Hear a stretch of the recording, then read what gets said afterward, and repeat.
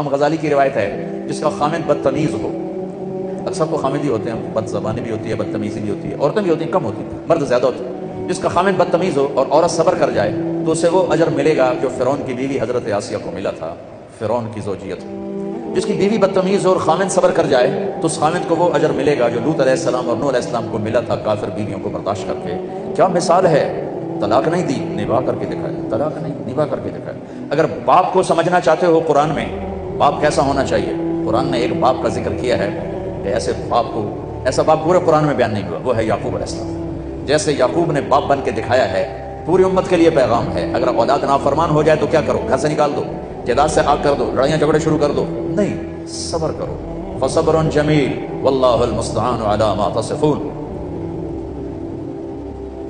ذرا بیٹوں کا تبصرہ سنو، ان ابانا لفی ضلال مبین۔ باپ نبی ہے، نبی کا بیٹا ہے، نبی کا پوتا ہے، نبی کا باپ ہے، اور کہہ رہے ہیں ہمارا باپ بہت بڑا گمراہ انسان ہے۔ اور فی کے ساتھ جو ہم نے کر دیا ہے، فی لفی ضلال مبین۔ اور اتنے غلط ذہن رکھنے والوں کو یعقوب علیہ السلام نے باپ بن کے دکھایا، گھر سے نہیں نکالا، تانا نہیں دیا تم نے میرے بیٹے کو تباہ کر دیا، تم نے یوسف کو اغوا کر کے ہلاک کر دیا، ایک لفظ نہیں بولے۔ 40 سال بعد اللہ نے سب کو ملا بھی دیا، جھکا بھی دیا، جوڑ بھی دیا، محبت اور الفتیں بھی قائم فرما دی، ایک دوسرے سے پیار محبت کی فضا بھی، سب کی بخشش بھی کروا دی۔ تو میرے جو سب سے زیادہ رشتوں کو نبھانا مشکل کام ہوتا ہے، تو جس کی بیوی بدتمیز ہو اور وہ خامد صبر کرے تو لوط اور نوح علیہ السلام والا صبر ملے۔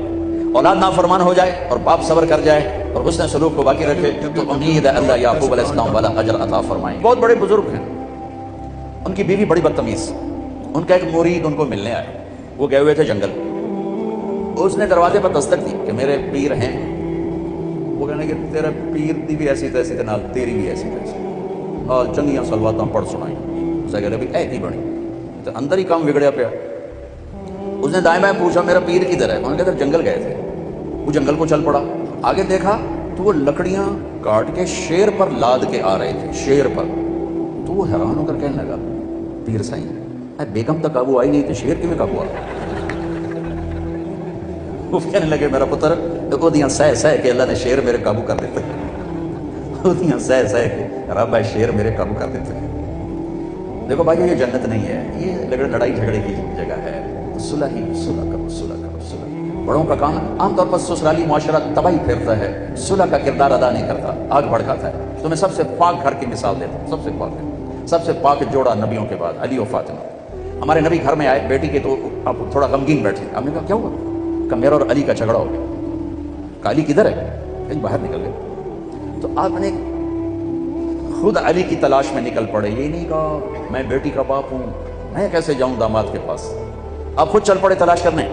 دیکھا تو حضرت علی مسجد میں لیٹے ہوئے تھے، چادر اتر کرتا ذرا اوپر چڑھ گیا تھا تو کمر پر مٹی کے لگی ہوئی تھی، تو آپ آ کر بیٹھ گئے اور یوں اٹھائے، قم یا ابا تراب، بڑے پیار سے کہا ابو تراب اٹھو۔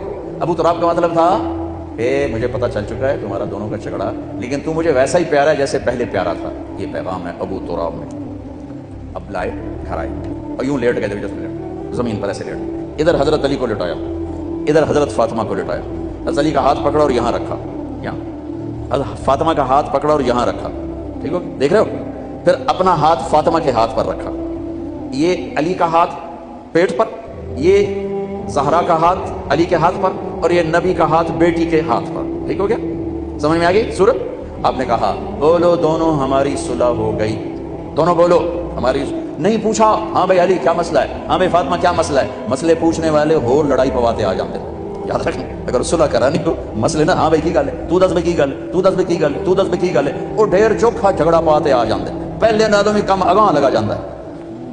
آپ نے نہیں پوچھا علی ہاں کیا ہوا، فاطمہ کیا، چلو بولو صلح ہو گئی۔ انہوں نے کہا یہ ہماری صلح ہو گئی، بس آپ اٹھے باہر نکلے، اتنا خوش کہ آپ کے یہاں سے نور نکل رہا تھا ایسے جگمگ۔ تو صحابہ نے کہا یا رسول اللہ بڑے خوش نظر آ رہے ہیں، کہا علی و فاطمہ کی صلح کرا کے آ رہا ہوں۔ میرے بھائی بہنوں صلح سے رہو، محبت سے رہو، یہ گزرگاہ ہے، گزر جائے گی۔